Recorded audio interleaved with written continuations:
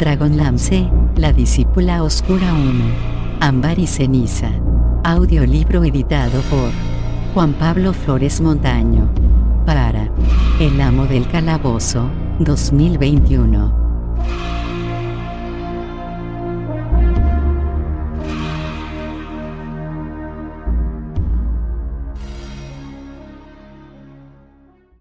Capítulo 15. 6. Rhys despertó de un sueño profundamente inquietante en el que negaba a su Dios para volver a la realidad de un intenso dolor, una luz titilante y una lengua áspera y húmeda que le lamía la frente. Abrió los ojos. Ata estaba de pie junto a él. La perra gimoteaba y le lamía la herida. La apartó con suavidad e intentó sentarse. Se le revolvió el estómago y vomitó, tras lo cual volvió a tumbarse con un gemido. Las rigurosas prácticas de los monjes a menudo tenían como resultado heridas. Aprender cómo tratar esas heridas y cómo aguantar el dolor se consideraba una parte importante del entrenamiento. Rhys reconoció los síntomas de una fisura en el cráneo. El dolor era muy agudo y sintió la necesidad de rendirse a él, de sumirse en la negrura, donde encontraría alivio. De no ser por Ata seguramente no habría vuelto en sí. Acarició las orejas a la perra mientras mascullaba algo ininteligible, y volvió a marearse y a vomitar. La cabeza se le aclaró un poco y una oleada de amargos recuerdos acudió a su mente, junto con la conciencia del peligro que él mismo corría.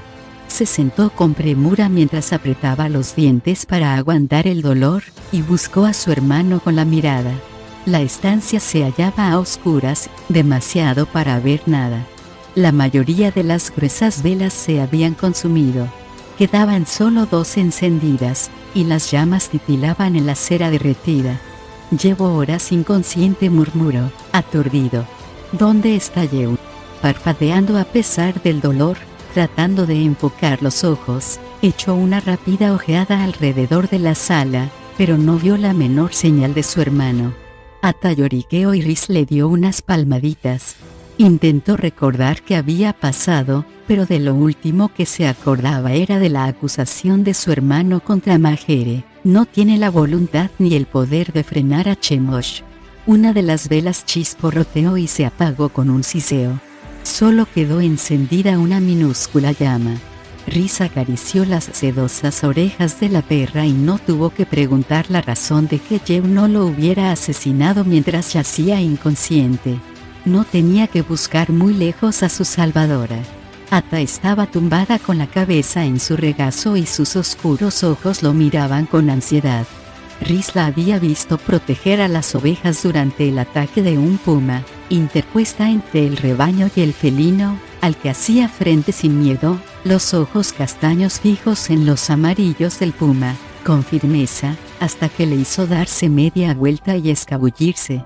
El monje cerró los suyos, somnoliento, mientras acariciaba a Ata y la imaginaba plantada al lado de su amo, la torva mirada en Yeun, el labio superior recogido de manera que dejaba los dientes a la vista, unos dientes afilados que podría clavarle de un momento a otro. Yeun sería invencible como afirmaba, pero todavía sentía dolor.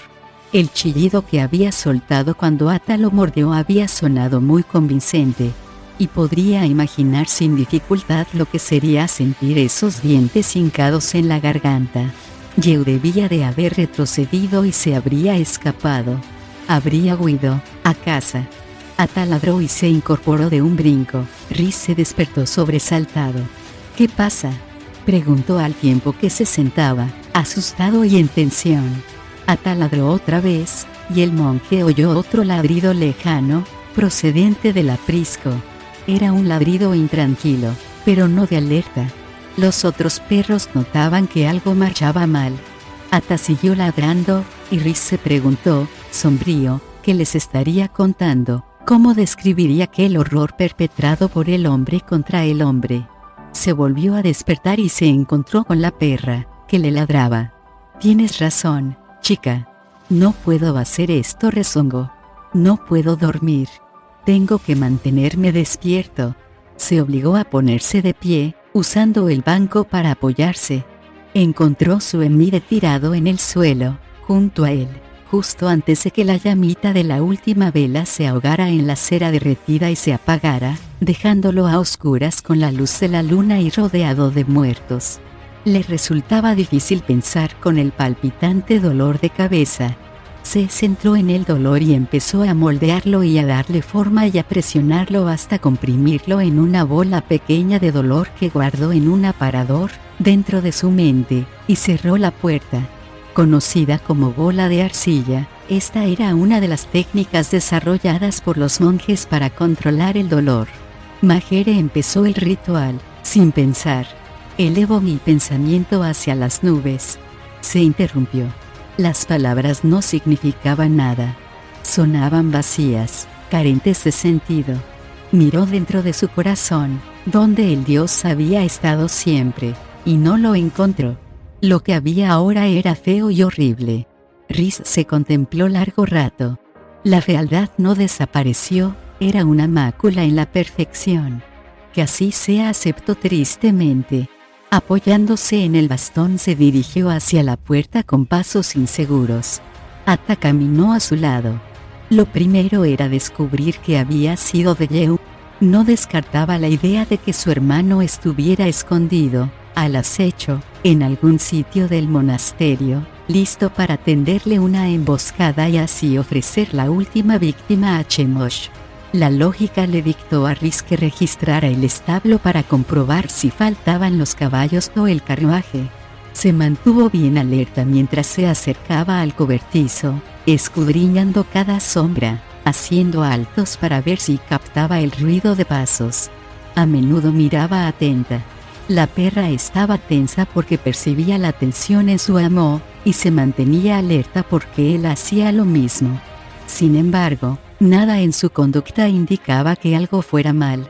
Riz entró primero en el establo donde los monjes tenían unas pocas vacas y los caballos de arar. El carruaje en el que habían llegado sus padres seguía allí, estacionado fuera. Entró en el establo con cautela, enarbolando el bastón, casi convencido de que Yehu saldría de la oscuridad para atacarlo. No vio nada ni oyó nada. Ata hundió el hocico en la paja que cubría el suelo, pero eso se debía seguramente a que casi nunca se le permitía entrar en el establo y los olores le llamaban la atención. Los caballos de tiro de su padre seguían en las cuadras, pero el caballo que cabalgaba Yehu no estaba allí. En tal caso, Yehu se había marchado. De vuelta a casa, o a alguna otra ciudad o pueblo o granja solitaria, a crear más conversos para Chemosh. De pie en el establo, Riz escuchó la profunda respiración de los animales dormidos, el rumor de los murciélagos en las vigas, el ululato de un búho. Oyó los sonidos de la noche y, mucho más fuertes, los sonidos que jamás volvería a escuchar, el golpeteo de su Emide contra el bastón de un hermano, la animada conversación en el cuarto de calentarse en el invierno, el quedo murmullo de voces al elevar una plegaria, el toque de la campana que dividía el día y marcaba su vida con largos y rectos surcos que, hasta hacía solo unas horas, se extendían en el futuro hasta que Mahere se llevara su alma a la siguiente etapa del viaje. Ahora los surcos eran irregulares y se entrecruzaban, desordenados, sin llevar a ninguna parte. Lo había perdido todo. No le quedaba nada salvo un cometido, un deber para consigo mismo y para con sus padres y hermanos asesinados. Una obligación para con el mundo que había rechazado durante 15 años y que ahora descargaba su venganza sobre él. Venganza, repitió en un susurro al tiempo que volvía a ver la fealdad en su interior. Encontrar a Yehu. Riz salió del establo y se encaminó de vuelta al monasterio. La cabeza le dolía, estaba mareado y con náuseas, y le costaba trabajo enfocar los ojos. Deseaba tumbarse, pero no se atrevió a hacerlo. Debía permanecer despierto. Así se mantendría ocupado, y tenía trabajo que hacer. Un trabajo lúgubre. Enterrar a los muertos. ¿Necesitas ayuda, hermano?, dijo una voz junto a su hombro. Ata saltó al oír la voz. giró el cuerpo en el aire y cayó sobre las patas, erizado el lomo, con un gruñido que dejaba los dientes a la vista. Rhys levantó el emide y giró rápidamente sobre sí mismo para ver quién había hablado. Detrás de él había una mujer. Tanto por su aspecto como por su vestimenta resultaba extraordinaria. Tenía el cabello blanco como espuma de mar, y en constante movimiento, al igual que sus ropas de color verde que ondeaban sobre su cuerpo y se mecían alrededor de sus pies. Era hermosa, serena y tranquila como el arroyo del monasterio en pleno verano, pero en sus ojos gris verdosos había algo que evocaba violentas inundaciones y hielo negro. La envolvía una total oscuridad y, sin embargo, Rhys la veía perfectamente por el resplandor propio que irradiaba y que parecía decir: no necesito la luz de la luna y de las estrellas. Soy mi propia luz o mi propia oscuridad, a mi antojo. Se encontraba en presencia de una diosa y, por las sartas de conchas que llevaba en el cabello despeinado, Rhys sabía de quién se trataba. No necesito ayuda, gracias, señora del Mar, dijo mientras pensaba lo extraño que era que estuviera conversando con una diosa con tanta tranquilidad como si hablara con una de las lecheras del pueblo. Contemplando los fragmentos rotos de su mundo que sostenía en las manos, pensó de repente que tampoco era tan extraño. Después de todo, puedo enterrar a mis muertos. No hablo de eso, replicó Seboin, irritada. Me refiero a Chemosh. Rhys comprendió entonces por qué había aparecido, pero no sabía qué contestar. Chemosh tiene a tu hermano sojuzgado, siguió la diosa. Una de las sumas sacerdotisas del dios de la muerte, una mujer llamada Mina, lanzó un poderoso hechizo sobre él. ¿Qué clase de hechizo? Seboin hizo una pausa, al parecer con dificultades para continuar. No lo sé, dijo de pronto. Su admisión sonó como si se la hubiesen arrancado a la fuerza. No he podido descubrirlo. Sea lo que Chemosh está haciendo, lo hace con infinitas precauciones para ocultárselo a los otros dioses. Tú podrías descubrirlo, monje, al ser un mortal. ¿Y cómo voy a descubrir los secretos de Chemosh si los dioses no son capaces de hacerlo? Demandó Rhys. Se llevó la mano a la cabeza. El dolor empezaba a filtrarse por la puerta del aparador. Porque eres una pulga, un mosquito, un insecto entre millones de insectos. Puedes mezclarte con la muchedumbre, ir aquí y allí, hacer preguntas. El dios nunca reparará en ti. Parece que eres tú quien me necesita a mí, señora, no al contrario, comentó Rhys, cansado. Ata, vamos. Se apartó y siguió caminando. La diosa apareció delante de él. Si quieres saberlo, monje, la he perdido. Quiero que me ayudes a encontrarla. Rhys miró a Seboin de hito en hito, perplejo. La cabeza le dolía tanto que casi no podía pensar. ¿A quién? ¿De quién hablas? De Mina, por supuesto, replicó la diosa, exasperada. La sacerdotisa que esclavizó a tu maldito hermano. Te he hablado de ella, así que presta atención a lo que te digo. Encuéntrala y hallarás respuestas. Gracias por la información, señora. Y ahora, he de enterrar a mis muertos. Seboin ladeó la cabeza y lo miró a través de las espesas pestañas. Una sonrisa asomó a sus labios. Ni siquiera sabes quién es Mina, ¿verdad, monje? Rhys no contestó. Giró sobre sus talones y se alejó. ¿Y qué sabes de los muertos vivientes? Seboin fue tras él, sin dejar de hablar. Y de Chemosh. Es fuerte, poderoso y peligroso. Y no tienes Dios que te guíe, que te proteja. Estás completamente solo. Si accedes a trabajar para mí, puedo ser muy generosa. Rhys se paró. Ata se encogió y se metió sigilosamente detrás de sus piernas. ¿Qué quieres, señora? Tu lealtad, tu amor, tu servicio, contestó Seboin en voz queda y cálida. Y líbrate de ese animal, agregó duramente. No me gustan los perros. Rhys tuvo una repentina visión de Majere de pie ante él mirándolo con una expresión que era afligida y comprensiva a la vez. Mahere no le dijo nada. El camino tenía que recorrerlo él. La elección tenía que hacerla él. Se agachó y acarició la cabeza atenta. Me quedo con la perra. Los ojos de la diosa centellearon con un brillo peligroso. ¿Quién te crees que eres para regatear conmigo, gusano? Por lo visto, sabes la respuesta a esa pregunta, señora, repuso, cansado. Fuiste tú quien acudió a mí. Te serviré, añadió al verla henchida de ira como hirvientes nubarrones negros de una tormenta de verano, siempre y cuando tus intereses coincidan con los míos. Coinciden, te lo aseguro. Le tomó la cara entre las manos y lo besó en los labios lenta y prolongadamente. Rhys no se inmutó a pesar de que los labios de la diosa escocían como sal en una herida reciente. Tampoco respondió al beso. Seboim lo apartó de un empellón. Quédate con tu chucho, pues, dijo malhumorada. Y ahora, lo primero que has de hacer es encontrar a Mina. Quiero. ¿A dónde vas, monje? La calzada es en esa dirección. Rhys se encaminaba de vuelta al monasterio. Te lo dije antes. Primero he de enterrar a mis muertos. De eso nada. Bramó Seboim. No hay tiempo para esas tonterías. Tienes que ponerte en marcha de inmediato. Rhys siguió caminando. Un rayo se descargó desde el cielo despejado y cegó al monje. Cayó tan cerca que chisporroteó en su sangre y le puso de punta el vello de la cabeza y de los brazos. Un horrendo trueno estalló a su lado y lo dejó sordo. El suelo se sacudió y el monje cayó de rodillas. Una lluvia de fragmentos de piedra y tierra se precipitó sobre los dos, y Ata soltó un gañido y lloriqueó.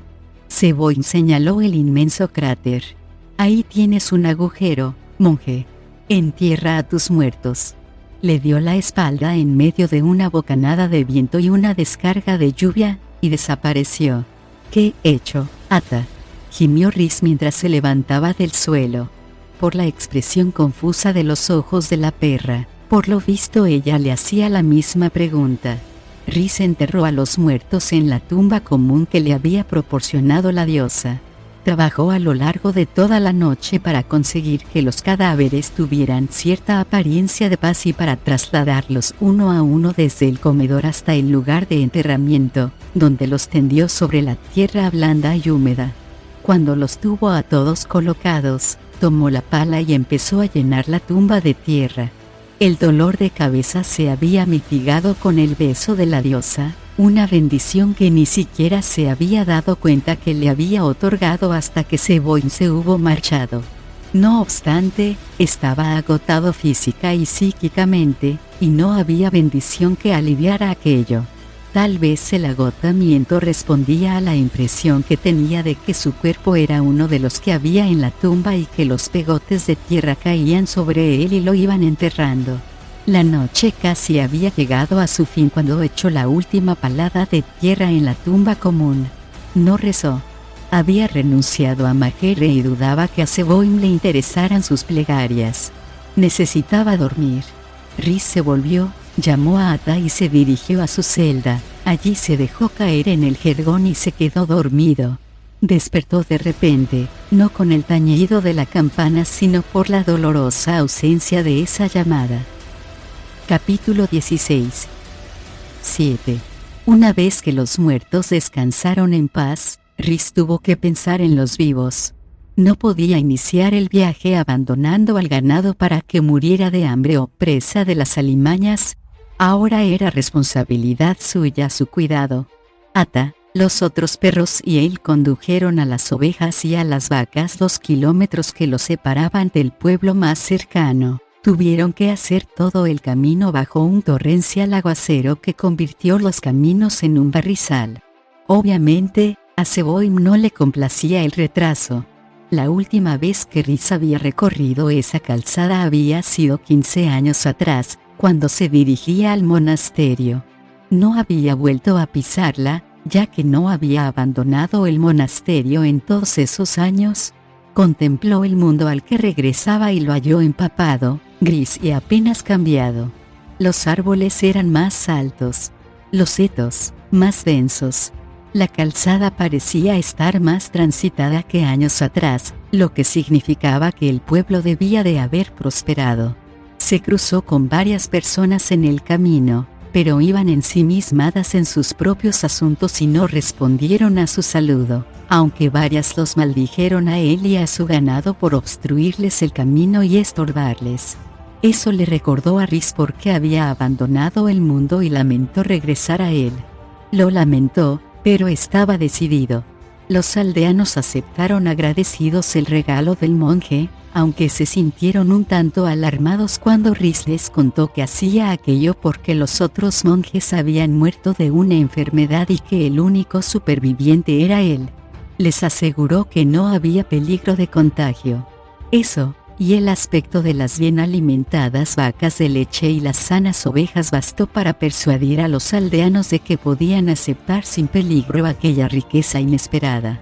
Rhys remoloneó un poco en las afueras del pueblo para ver a los aldeanos que conducían al ganado a los prados. También les había dado los perros pastores. Los hermanos y hermanas de Ata se alinearon detrás para mantener unido el rebaño y guiarlo colina arriba.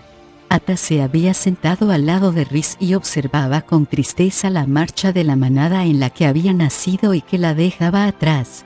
Luego miró a Rhys, expectante, a la espera de que le diese la orden de correr a reunirse con los demás. El monje le acarició las orejas y con una señal le dio la orden de quieta. En ningún momento había pensado regalarla, ni siquiera ante la orden de la diosa. Ata lo había defendido cuando él no estaba en condiciones de hacerlo por sí mismo. Había arriesgado la vida por salvar la suya. Existía un vínculo entre los dos que Rhys no soportaba romper. Al menos necesitaba una compañera en quien confiar. Quedaba descartado confiar en Seboin. Rhys regresó al monasterio y limpió el comedor hasta no dejar traza de los terribles asesinatos. Hecho esto, hizo otro tanto con la cocina. Como no sabía si el veneno desaparecería al fregar, no quiso correr el riesgo y rompió los cacharros de barro. Llevó ollas y cazuelas al arroyo, les puso piedras dentro y las hundió en la zona más profunda. No dejó rastros detrás. Terminada aquella última y horrible tarea, dio una vuelta final por los edificios, que estaban terriblemente silenciosos. Las posesiones más valiosas de los monjes eran sus libros, que guardó en lugar seguro hasta que hubiera un representante del profeta de Majere que estuviese en condiciones de ir allí para hacerse cargo. Rhys pararía en el primer templo de Majere que viera para mandar un mensaje al profeta. Entretanto, confiaba en que el dios cuidaría de lo suyo. Rhys no tenía posesiones personales aparte de su emide, que había sido un regalo del maestro 7 años atrás. El emide era un artefacto sagrado, hecho con madera de un árbol que, según se decía, era sagrado para Majere. Puesto que le había dado la espalda al dios, a Rhys no le pareció correcto conservar su regalo. Así que dejó el emide en la biblioteca, con los libros, apoyado contra una pared. Mientras salía de la estancia se sintió como si dejara atrás uno de sus brazos. Se fue a su catre, pero esa noche el sueño lo rehuía a pesar de su extenuación. No lo acosaron los fantasmas de sus hermanos asesinados. Sin embargo, estaban en su corazón. Veía sus rostros ante sí, oía sus voces. También oía la mano de la impaciente diosa que golpeaba el tejado. No paró de llover en toda la noche. Había planeado emprender viaje antes de que amaneciera, pero ya que no podía dormir tanto daba ponerse en marcha antes. Guardó pan, carne seca y manzanas para Ata y para él en una bolsa de cuero, se cargó esta al hombro y llamó a la perra con un silbido. Al ver que el animal no acudía salió a buscarla, casi seguro de saber dónde se hallaba. La encontró tendida junto al aprisco vacío, la mirada triste, desconcertada. «Sé cómo te sientes, pequeña», dijo Rhys. Volvió a silbar y la perra se levantó y lo siguió, obediente. Rhys no miró atrás. La lluvia cesó en el momento en que se pusieron en camino. Una niebla baja tapizaba el valle. El sol naciente era una espeluznante mancha borrosa de color rojizo cuya luz intentaba traspasar la niebla gris como si ésta fuese estopilla. La humedad condensada se escurría de las hojas de los árboles e iba a caer al suelo mojado con un goteo sordo. Todos los sonidos se oían amortiguados. Rhys tenía mucho en que pensar mientras caminaba. Dejó que Ata se desplazara libremente, un trato excepcional para un perro pastor. El animal podía meterse en los arbustos en busca de conejos, o ladrar a las ardillas, o reconocer el terreno adelantándose a su amo y regresar a la carrera con la lengua colgando y los ojos relucientes. Pero no hizo nada de eso, sino que trotó a su lado, gacha la cabeza y la cola caída. Rhys esperaba que se animara una vez que hubieran dejado atrás el territorio familiar, lejos del olor persistente de las ovejas y de los otros perros. Cuando había llevado el ganado al pueblo había preguntado a los aldeanos si habían visto pasar a un clérigo de Kirijolit hacía poco. Ninguno de ellos había visto nada. A Rhys no le sorprendió. El pueblo se encontraba al noreste del monasterio, mientras que la ciudad de Staunton, el hogar de Yew, se hallaba hacia el sur. No había razón para que Yew no regresara a Staunton. Siempre podía inventarse un cuento convincente para explicar la desaparición de sus padres. En la actualidad viajar era peligroso, sobre todo en Abanasinia, donde hombres fuera de la ley vagaban por campo abierto. Solo tenía que discurrir una historia de un ataque de ladrones en el que sus padres habían sido asesinados y él había salido herido, y le creerían. Rhys iba tan absorto en sus pensamientos que no echó en falta a Ata hasta que una enorme rata se cruzó en su camino y la perra no salió corriendo tras ella. Se paró y silbó, pero Ata no apareció. Se le ocurrió la idea de que quizá el animal había regresado con su manada. Sería lógico.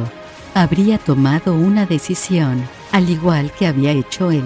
Sin embargo, tenía que asegurarse de que el animal se encontraba bien y a salvo. Giró sobre sus talones, con el ánimo por los suelos, y faltó poco para que topara contra la diosa que, con su característica impetuosidad, apareció sin previo aviso ante él, cerrándole el paso. ¿A dónde vas?, demandó. Primero, a buscar a mi perra, señora, y después a Staunton, a buscar a mi hermano. Olvídate de la perra. Y olvídate de tu hermano, ordenó Seboim, autoritaria. Quiero que busques a Mina. Señora. Majestad para ti, monje, lo interrumpió Seboim en tono altanero. Ya no soy monje, majestad. Sí que lo eres. Serás mi monje. Si Majere puede tener monjes, ¿por qué no voy a poder tenerlos yo? Claro que tendrás que llevar una túnica de otro color. Mis monjes vestirán de color verde mar. Bien, monje de Seboim, ¿qué era lo que ibas a decir? Rhys vio que su ropa cambiaba del sagrado color naranja de Majere a un verde que supuso que recordaba el del océano. Nunca había visto el mar, así que no podía juzgar si lo era o no. Se exhortó a tener paciencia y respiró profundamente antes de hablar. Como señalaste ayer, ni siquiera sé quién es esa tal Mina. No sé nada sobre ella, pero sí conozco a mi hermano y... Era la cabecilla de los Caballeros Negros durante la Guerra de los Espíritus. Hasta vosotros, los monjes que vivís aislados, tenéis que haber oído hablar de la Guerra de los Espíritus, dijo Seboim al reparar en la expresión en blanco del monje. Rhys sacudió la cabeza. Los monjes habían oído historias que contaban los viajeros sobre una guerra de los espíritus, pero casi no habían prestado atención. Las guerras entre los vivos no les concernían, como tampoco las guerras entre vivos y muertos. Seboim puso los ojos en blanco ante tamaña ignorancia. Cuando mi venerada madre, Taquisis, robó el mundo, sacó del agua a una huérfana llamada Mina y la hizo su discípula. Mina fue por el mundo difundiendo la palabra del único, realizando ostentosos milagros y dirigiendo un ejército de fantasmas. Así se las arregló para convencer a los necios mortales de que sabía de qué hablaba. Así que Mina es discípula de Taquisis, dijo Rhys. Era, corrigió Seboim, el tiempo verbal. Cuando mamá recibió su merecido por su traición, Mina lloró a su diosa y se llevó el cadáver. Según se cuenta, estaba preparada para acabar con su miserable vida, pero Chemosh decidió utilizarla. La sedujo y ahora ha transferido su lealtad a él. Mina es quien convirtió a tu cándido hermano en un asesino. Es a ella a quien debes encontrar. Es mortal y, en consecuencia, el eslabón débil en la cadena de mando de Chemosh. Párala, y lo habrás parado a él. Admito que no será fácil, reconoció la diosa, que añadió a regañadientes, esa mocosa tiene cierto encanto. ¿Y dónde encuentro a esa Mina?, preguntó Rhys. Si lo supiera, ¿crees que me molestaría contigo?, estalló Seboim. Me ocuparía de ella personalmente.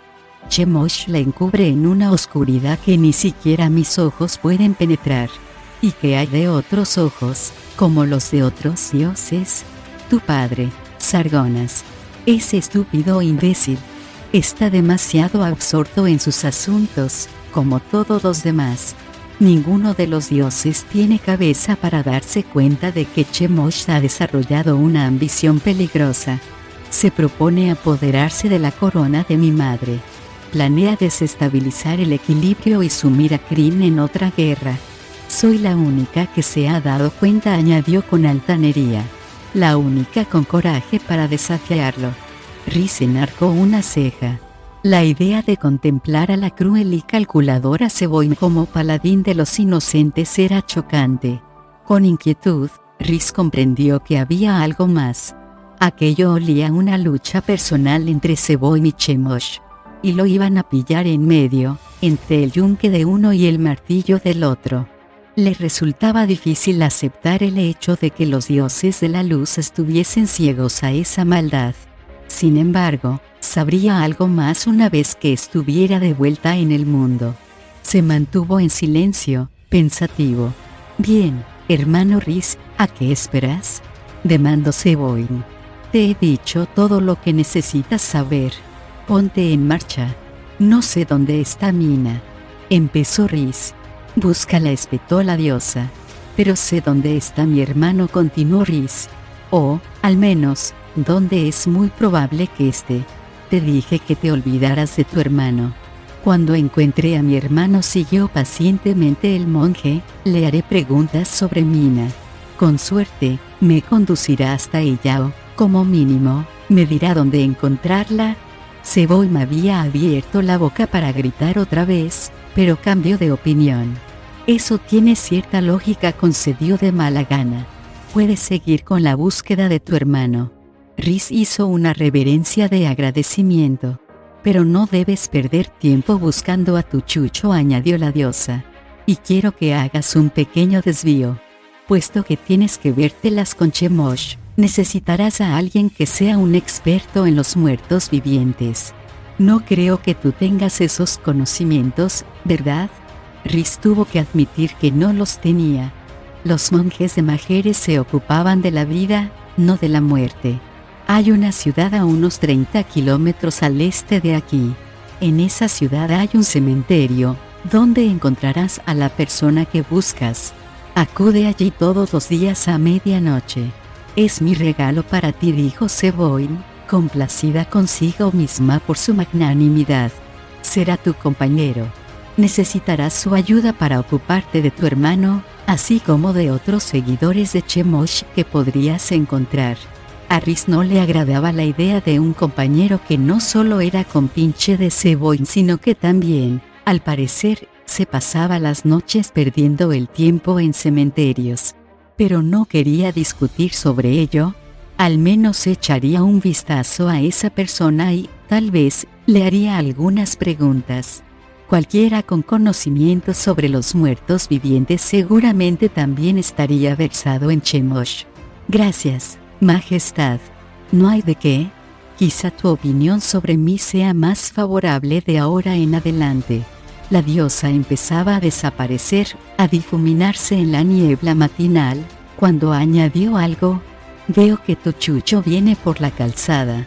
Por lo visto te dejaste algo. Tienes permiso para esperar a esa perra. La niebla se levantó, evaporada por el sol. Atta recorría la calzada en su dirección y llevaba algo en la boca. Rhys la miró de hito en hito, estupefacto. Atta llevaba su bastón. La perra soltó el emire a sus pies y alzó la vista hacia él mientras movía la cola con entusiasmo y la lengua le colgaba en lo que en ella era una sonrisa. Rhys se arrodilló delante de ella y le acarició las orejas y la espesa capa de pelo del lomo y el pecho. «Gracias», Atta dijo, y añadió en voz queda, «Gracias, Majere». El emire encajaba perfectamente en su mano, como algo justo y correcto. Majere se lo había devuelto, era un claro mensaje de que, a pesar de no recibir más dones del dios Mantis, Rhys tenía al menos el perdón y la comprensión del dios. El monje se puso de pie con el emire empuñado en la mano y la perra a su costado. Les llevaría un día de caminata a llegar a la ciudad. La noche les presentaría el regalo de Seboim.